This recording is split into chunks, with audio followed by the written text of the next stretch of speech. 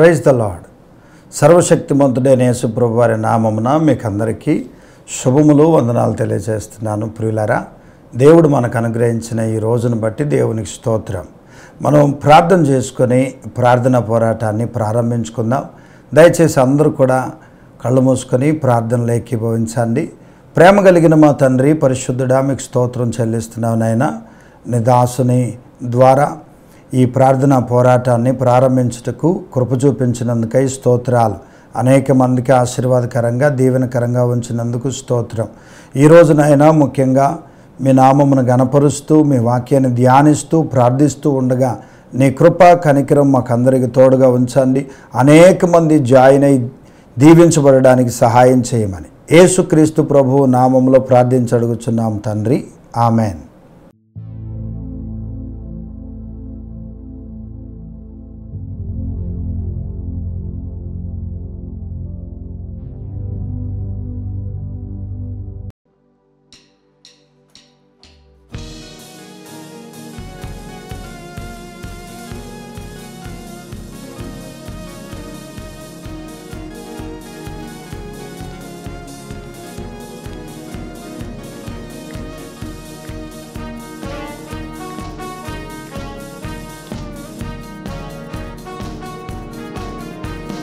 ముదమార ప్రభుని ముద్దాడెదం, పాలక ప్రభుని సేవించెదం. ముదమార ప్రభుని ముద్దాడెదం, పాలక ప్రభుని సేవించెదం. మనసార పాడి స్తుతించెదం, మనసార పాడి స్తుతించెదం. హల్లెలూయా హల్లెలూయా హల్లెలూయా హల్లెలూయా హల్లెలూయా హల్లెలూయా హల్లెలూయా హల్లెలూయా.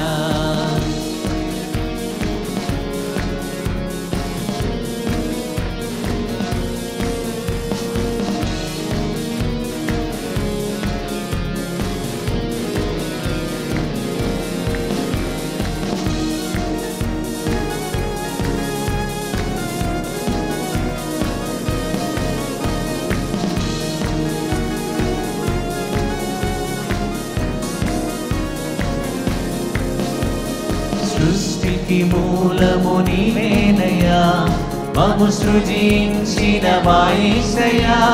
సృష్టికి మూలము నీవేనయ్యా, మము సృజించిన మా యేసయ్యా. నిన్ను భజింతుము మా యేసయ్యా, నిన్ను పూజింతుము పూజారుడా. నిన్ను భజింతుము మా యేసయ్యా, నిన్ను పూజింతుము పూజారుడా. నిన్ను పూజింతుము పూజారుడా. హల్లెలూయా హల్లెలూయా హల్లెలూయా హల్లెలూయా హల్లెలూయా హల్లెలూయా హల్లెలూయా హల్లెలూయా.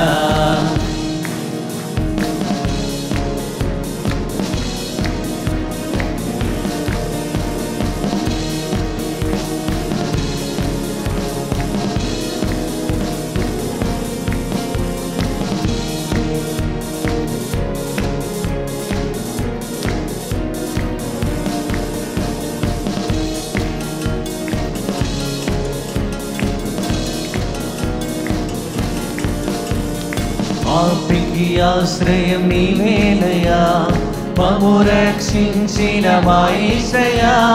పాపికి ఆశ్రయం నీవేనయ్యా, మము రక్షించిన మా యేసయ్యా. నిన్ను ప్రేమింతుము ప్రేమామయా, నిన్ను కీర్తింతుము కరుణామయా.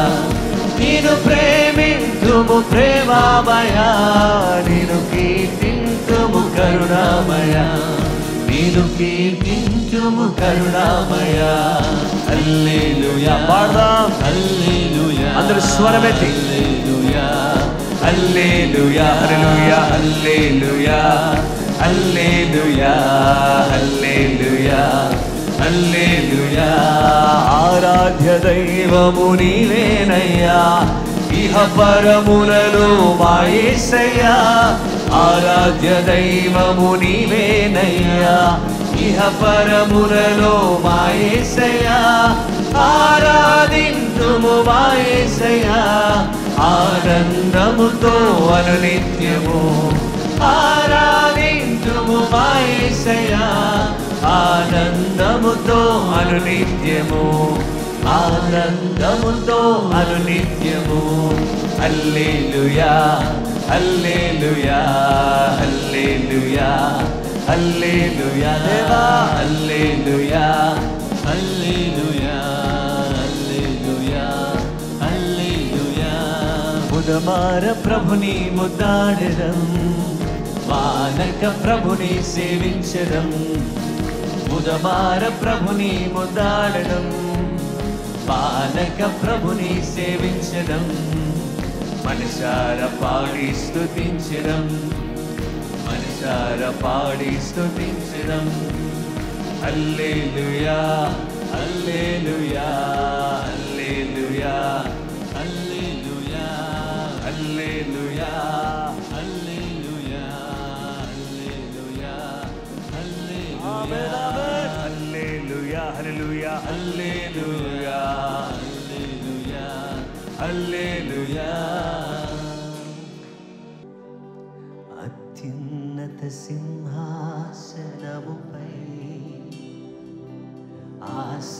ఆసీనుడవైన నా దేవా అత్యంత ప్రేమా స్వరూపిణి నీవే ఆరాధింతుము నిన్నే అత్యంత ప్రేమా స్వరూపిణి నీవే ఆరాధింతుము నిన్నే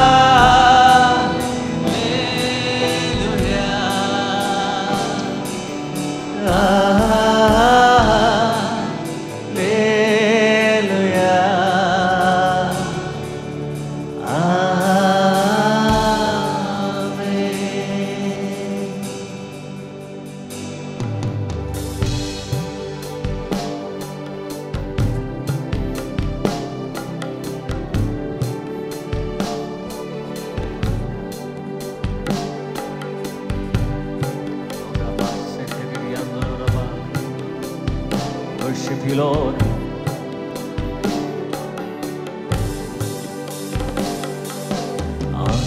ఆశ్చర్యకరుడా స్తోత్రం ఆలోచనకర్త స్తోత్రం ఆశ్చర్యకరుడా స్తోత్రం ఆలోచనకర్త ఆలోచనకర్త స్తోత్రం బలమైన దేవా బలమైన దేవా నిత్యుడవగు తండ్రి సమాధానాధిపతి స్తోత్రం యేసయ్యా బలమైన దేవా నిత్యుడవగు తండ్రి సమాధానాధిపతి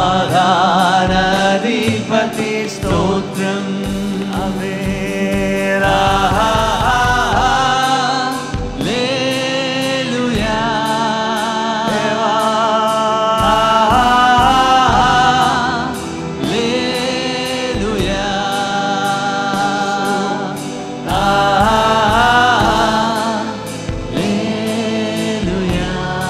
మరొకసారి ఆమేన్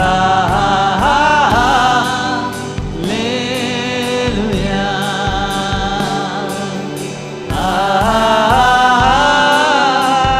హల్లెలూయా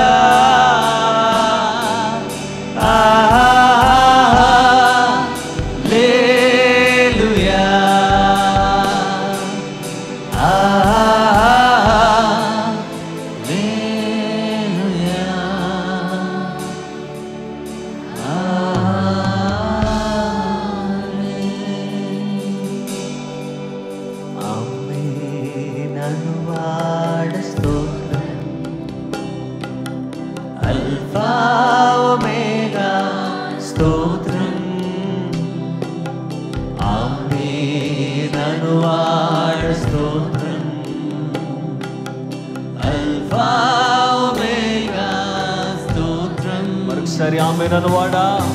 ఆమేన్ అనువాడా స్తోత్రం. పరిశుద్ధుడా.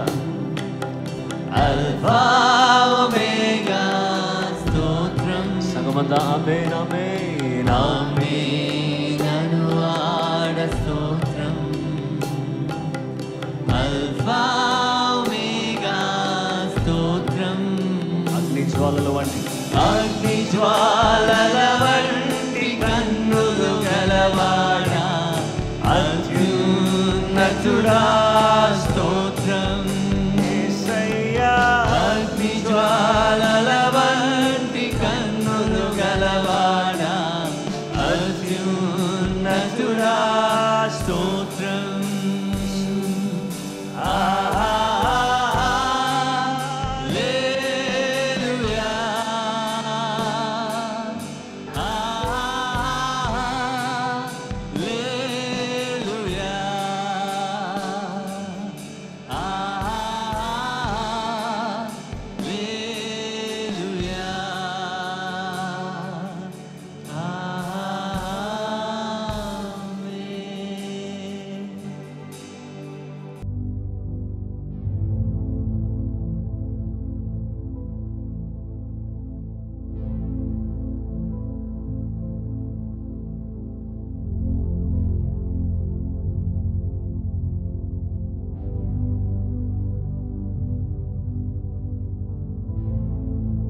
Praise the lord. సర్వశక్తి కలిగిన దేవుని ఆరాధించడానికి దేవుడు మనకు ఇచ్చిన ఈ సమయాన్ని బట్టి దేవునికి స్తోత్రం. దేవుని వాక్యాన్ని మనం ధ్యానం చేసుకుందాం. ప్రియులరా, మనము మన కుటుంబం సంతోషంగా ఉండాలి అనేది ఈరోజు చాలామందికి ఉన్నటువంటి ఆలోచన. నా కుటుంబం సంతోషంగా ఉండాలి, నా పిల్లలు నేను అందరం కూడా హ్యాపీగా ఉండాలి అనేటటువంటి ఆలోచనతో అందరూ కూడా ఉంటున్నారు. అయితే దేవుని వాక్యంలో మనం చూస్తే నిజంగా మనం సంతోషంగా జీవించడం అనేది ఎలా సాధ్యమవుతుంది? ధనం ఉంటే సంతోషంగా ఉంటామని కొంతమంది అనుకుంటారు. మంచి గృహం ఉంటే సంతోషంగా ఉంటాము, బంగారం ఉంటే సంతోషంగా ఉంటాం, ఆస్తిపాస్తులు ఉంటే సంతోషంగా ఉంటాం. సంతోషంగా ఉండడంలో ఇవన్నీ కూడా ఒక భాగమే, కానీ కంప్లీట్గా వీటి వలనే సంతోషంగా బ్రతుకుతాము అనేది కాదు. మనం బ్రతకడానికి హ్యాపీగా ఉండడంలో ఇది ఒక భాగం. దేవుని వాక్యంలో ఈరోజు మన అంశం ఏంటంటే సంతోషం. ఎంతమంది కుటుంబాలలో ఈరోజు సంతోషం కావాలి అని అంటే చాలామంది ఎన్నో రకాలైనటువంటి పరిస్థితులలో ఉండి ఈరోజు సంతోషాన్ని కోల్పోయిన వారు చాలామంది ఉన్నారు. తిరిగి మరలా మనం సంతోషంగా బ్రతకడానికి ఈ ఉదయకాలం దేవుడు మనతో మాట్లాడుతున్నాడు. దేవుని వాక్యాన్ని మనం ధ్యానం చేద్దాం. యోబు గ్రంథం 20వ అధ్యాయం 18వ వచనం.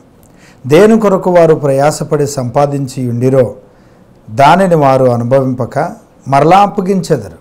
వారు సంపాదించిన ఆస్తి కొలది వారికి సంతోషం ఉండదు. కొంతమంది పాపం రాత్రి అనక పగలనక కష్టపడి సంపాదించి వాళ్ళు సంతోషంగా ఉండరు, వేరే ఎవరికో దాన్ని అట్టి పెడతారు.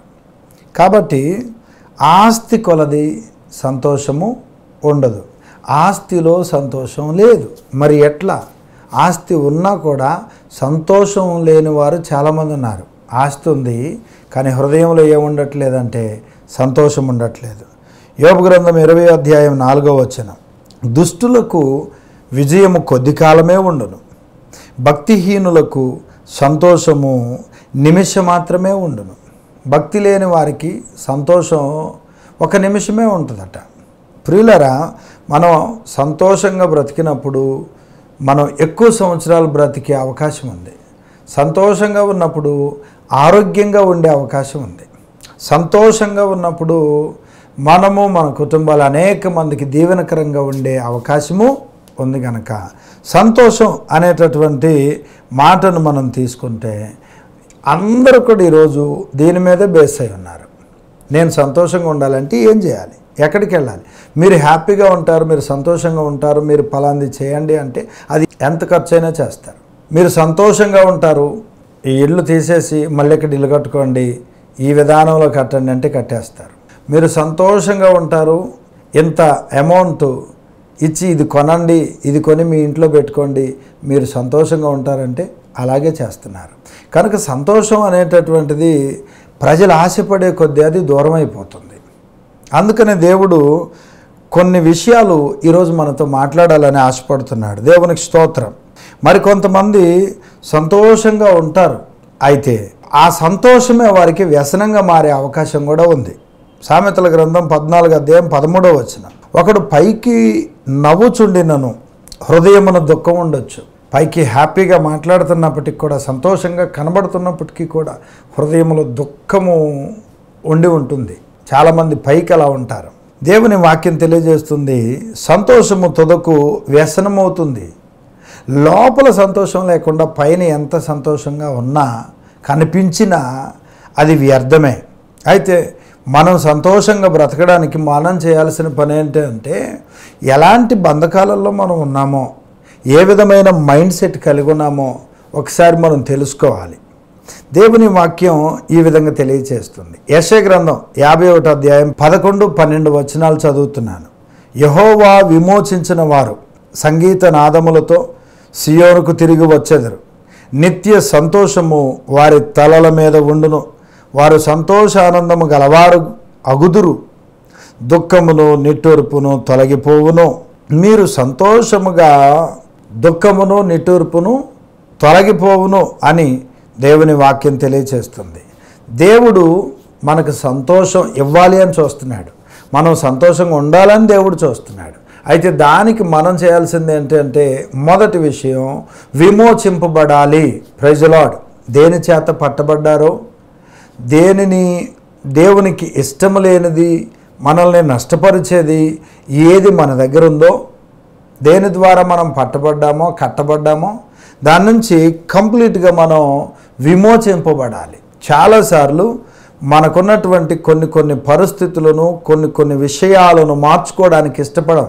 అలా మార్చుకోవడానికి ఇష్టపడకపోతే, విమోచించబడకపోతే దేవుడు అనుగ్రహించేటటువంటి సంతోషంతో మనం బ్రతకడం వీలు కాదు. యెషయా గ్రంథం 55వ అధ్యాయము 12వ వచనం, మీరు సంతోషముగా బయలువెళుదురు, సమాధానం పొంది తోడుకొని పోబడుదురు. మీ ఎదుట పర్వతములను మెట్టలను సంగీత నాదము చేయును, పొలములోని చెట్లన్నీ చప్పట్లు కొట్టును. దేవునికి స్తోత్రం. గౌరవము అన్నీ కూడా దక్కుతాయి. విమోచింపబడాలి. ప్రతి పాపం నుంచి విమోచింపబడాలి. ప్రతి చెడు నుంచి విమోచింపబడాలి. ప్రతి విధమైన దుష్టత్వం నుంచి విమోచింపబడాలి. అబద్ధపు జీవితం నుంచి విమోచించబడాలి. దేవునికి వ్యతిరేకంగా ఉన్న ప్రతి లోకానుసారమైన వాటి నుంచి మనము విమోచించబడాలి. ఎప్పుడైతే విమోచించబడతామో ఖచ్చితంగా దేవుడు చెప్పినట్టుగా మన తలల మీద ఏముంటుందంటే సంతోషం ఉంటుంది. యెహోవా విమోచించిన వారు సంగీతనాదములతో సియోనుకు తిరిగి వచ్చెదరు. నిత్య సంతోషము వారి తలల మీద ఉండును. ఎన్నో రకాలైనటువంటి పరిస్థితులు వచ్చినప్పటికీ కూడా దేవుడు అనుగ్రహించే సమాధానం కనుక పరిస్థితులను బట్టి మారదు, మనుషులను బట్టి మారదు. దేవుడు అనుగ్రహించేటటువంటి సంతోషం ఎప్పుడు కూడా ఒకేలాగా ఉంటుంది. మన కళ్ళ ముందు ఏమున్నప్పటికీ కూడా సంతోషం అలాగే ఉంటుంది. దేవునికి స్తోత్రం. కనుక ప్రియులారా, విమోచింపబడాలి. గుర్తుపెట్టుకోండి, విమోచింపబడకుండా మనం ఎన్ని చేసినా కూడా సంతోషంగా మనము, మన పిల్లలు, మన కుటుంబం ఉండలేదు. ఏదో ఒక బంధకం మనల్ని పట్టి పీడిస్తూ ఉంటుంది. అపవాదికి చోటిచ్చినప్పుడు వాడు మన కుటుంబంలో ప్రవేశించి మనకున్న సంతోషాన్ని పాడు చేసేస్తాడు. కనుక ఈ రోజున దేవునిని ఆశ్రయించి దేవుని ద్వారా విమోచింపబడినప్పుడు వారి ధాన్య ద్రాక్షారసములు విస్తరించిన నాటి సంతోషము కంటే అధికమైన సంతోషము దేవుడు మన హృదయాలలోకి తీసుకొస్తాడు. Praise the lord. అప్పుడు హ్యాపీగా ఉండడానికి వీలవుతుంది. ఇక రెండవ విషయం, మనం సంతోషంగా ఉండడానికి రెండవదిగా మనం ఏం చేయాలంటే దేవుని వాక్యానికి విధేయత కలిగి ఉండాలి. వాక్యం విని విడిచిపెట్టకూడదు. వాక్యం ఏదైతే మనతో మాట్లాడుతూ ఉందో ఆ వాక్యాన్ని విని ఆ ప్రకారంగా మనం చేసుకుంటూ ముందుకెళ్ళాలి. అదే విధేయత. అబ్రహామును దేవుడు పిలిచాడు. ఆయన స్వరానికి దేవుని స్వరానికి అబ్రహాము లోబడ్డాడు. ఎప్పుడైతే విధేయత చూపించాడో అబ్రహాము కుటుంబాన్ని దేశాలకు ప్రపంచానికి ఈరోజు ప్రజలందరికీ కూడా దేవుడు ఆశీర్వాదకరంగా నిలబెట్టాడు. దేవునికి స్తోత్రం. కనుక దేవుని బిడ్డలారా, విధేయత. ఇర్మీయా గ్రంథం 15వ అధ్యాయం 16వ వచనం, నీ మాటలు నాకు దొరకగా నేను వాటిని భుజించి తిని, సైన్యములకు అధిపతియగు యెహోవా దేవా, నీ పేరు నాకు పెట్టబడిన గనుక నీ మాటలు నాకు సంతోషమును నా హృదయమునకు ఆనందమును కలుగచేయుచున్నవి. దేవునికి స్తోత్రం. నేను సంతోషంగా ఉన్నప్పుడే నా కుటుంబం అంతా కూడా సంతోషంగా ఉంటుంది. పరిస్థితులు అన్నీ కూడా మారిపోతాయి. విమోచింపబడినటువంటి వారు ఇప్పుడు ఏం చేయాలంటే విధేయత కలిగి ఉండాలి. ఎంతోమంది దేవుని సన్నిధికి వస్తున్నారు, ప్రార్థన చేస్తున్నారు, ఒప్పుకుంటున్నారు, పాపాలు విడిచిపెడుతున్నారు. దేవుడు వారిని విమోచించిన తర్వాత, విడుదల పొందిన తర్వాత దేవుని మాటకు విధేయత చూపించడం మర్చిపోతున్నారు. విధేయులు కాలేకపోతున్నారు, అవిధేయులు అవుతున్నారు, ఉగ్రత తెచ్చుకుంటున్నారు. కనుక ఈరోజు ప్రియులారా, అందరూ కూడా జాగ్రత్తగా వినండి. దేవుడు మనల్ని విమోచించాడు గనక సంతోషంగా ఉండడానికి వీలవుతుంది. అయితే విమోచన పొందినటువంటి మనము విధేయత కలిగి ఉండాలి. విధేయత లేకపోతే మనం నష్టపోతాం. దేవుని మాట శ్రద్ధగా వినాలి. ద్వితీయోపదేశకాండం 28వ అధ్యాయం 1వ వచనం చెప్తుంది, ఎవరైతే దేవుని మాట శ్రద్ధగా వింటారో వారు ఈ భూమి మీద ఉన్న మనుషులందరికంటే కూడా వారు హెచ్చించబడతారు. Praise the lord. యేసు ప్రభువారు అన్నారు, ఈ నా మాటలు విని వాటి ప్రకారంగా జీవిస్తే బండ మీద ఇల్లు కట్టుకున్న బుద్ధిమంతుల్లాగా ఉంటాం. తుఫాను వచ్చినా, గాలి వచ్చినా, భయంకరమైన సమస్యలు వచ్చినా మన పునాది వాక్యం మీద ఉంటుంది కనుక మనం పడిపోయే ఛాన్స్ లేదు. దేవునికి విధేయులము కాకుండా మనం సంతోషంగా బ్రతకాలి అంటే చాలా కష్టం ప్రియులారా. విమోచించాడు దేవుడు తన స్వరక్తం ఇచ్చి. విమోచించబడినటువంటి నీవు నేను ఇప్పుడు దేవుని వాక్యానికి విధేయులమయ్యామా అవిధేయులమయ్యామా ఆలోచన చేయండి. విధేయులమైతేనే దేవుడు అనుగ్రహించే సంతోషం మనకు వస్తుంది. దేవుని వాక్యానికి విధేయులవ్వాలి. Praise the lord. యోహాను సువార్త 15:7, మీరు నా యందును నా మాటలు మీ యందు నిలిచి ఉన్నట్లయితే మీకు ఏది ఇష్టమో అడగండి అని చెప్పాడు. ఆయన మాటలు మనలో ఉండాలి. మనం విధేయత చూపించాలి. నోవాహు, ఇదిగో జలప్రళయం రాబోతుంది, నీవు నీ కుటుంబాన్ని రక్షించుకున్నట్లు వాడకట్టు ఈ విధంగా సిద్ధం చేయి అని చెప్పి దేవుడు చెప్పాడు. నేను ఒక్కడిని ఇంత పని ఎట్లా చేయగలనయ్యా, ఎప్పుడో వచ్చే వర్షానికి ఇప్పుడేం చేయాలయ్యా అని అనలేదు. దేవుడు ఎలా చెప్పాడో కష్టమైన, నష్టమైన, బాధైన ఆయన తన భార్యకు చెప్పుకున్నాడు, కుమారులకు చెప్పుకున్నాడు, కోడళ్ళకు చెప్పుకున్నాడు. అందరూ కలిసి కష్టపడ్డారు, వాడను కట్టుకున్నారు. దేవునికి స్తోత్రం. ఎప్పుడైతే దేవుని మాటకు విధేయత చూపించి దేవుడు చెప్పినట్టు చేశారో కష్టపడేటప్పుడు తెలియలా. ఆ తర్వాత వీళ్ళు వచ్చి ఎగతాళి చేస్తున్నప్పుడు కూడా పెద్దగా అర్థం కాలేదు. కానీ జలప్రళయం ప్రారంభమైన తర్వాత అర్థమైంది, దేవుడు చెప్పిన మాటకు విధేయత చూపిస్తే ఎంత క్షేమం వచ్చిందో అని. దేవుని మాటకు విధేయత చూపించారు. విధేయత లేని వారు నశించిపోయారండి. విధేయత కలిగిన వారేమో వాడలో భద్రంగా ఉన్నారు. దేవుడు తెలియజేస్తున్నాడు. ఆ తెలియజేసినప్పుడు గనక మనం విధేయత చూపిస్తే తప్పకుండా మన కుటుంబం సంతోషంగా ఉంటుంది. దేవునికి స్తోత్రం. ఇక మూడో విషయం, విజ్ఞాపన చేయాలి. విజ్ఞాపన. నేను సంతోషంగా ఉండాలి, మేము సంతోషంగా ఉండాలి అని మనం ఏదంటే అది చేసుకుంటూ ఉండకూడదు. ఒక కుటుంబంలో ప్రార్థన చేయడానికి వెళ్ళినప్పుడు 6 ఉన్నారు. ఆ కుటుంబంలో వాళ్ళు ఇబ్బందుల్లో ఉన్నారు, కష్టాల్లో ఉన్నారు. మేము కూడా ఆల్రెడీ ప్రార్థన చేస్తూ ఉన్నాము.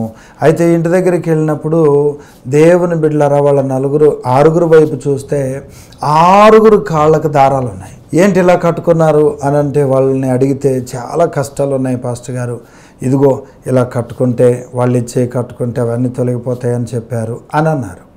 అలాంటివి కట్టుకుంటే తొలగిపోయే పని అయితే ఎన్నో కట్టుకోవచ్చా అండి?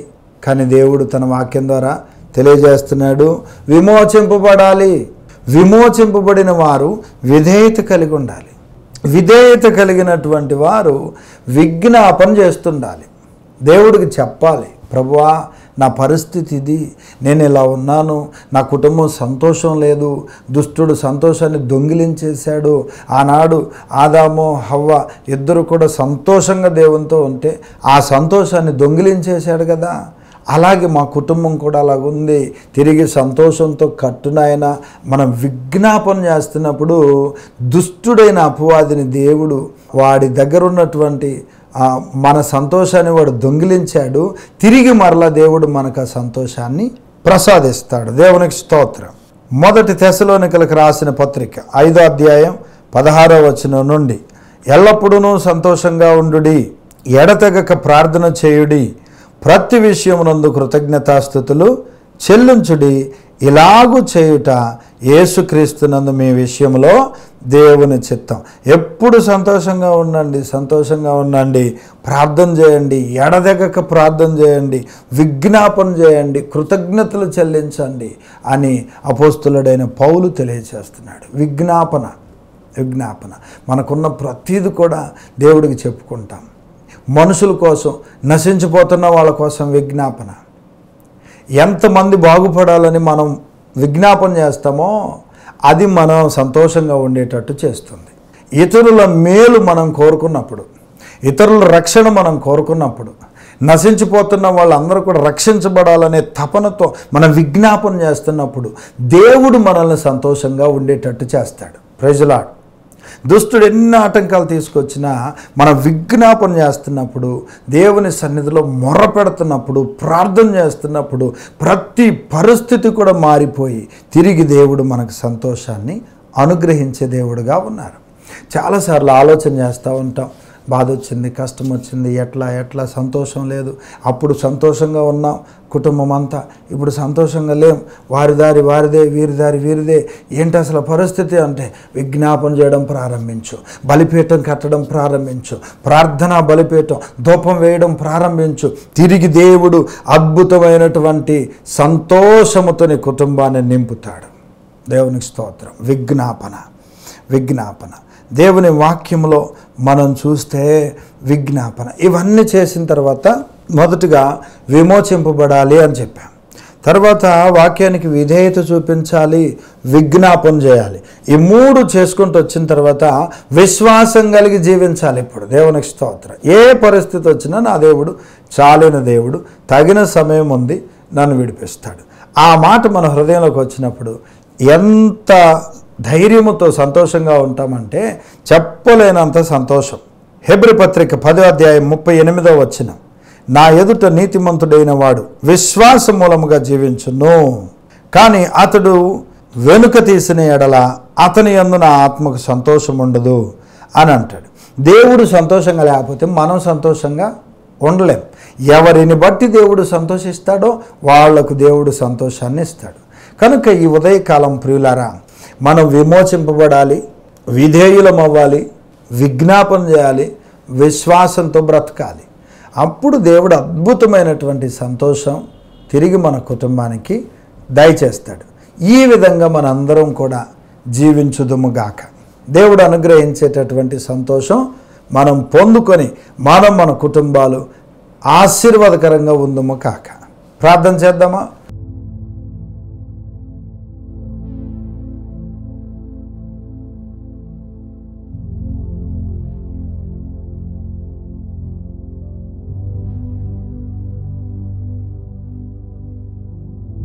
సర్వోన్నతుడైన మా తండ్రి, సకల ఆశీర్వాదములకు కారణభూతుడా, పరిశుద్ధుడా, నమ్మదగిన దేవానికి స్తోత్రం.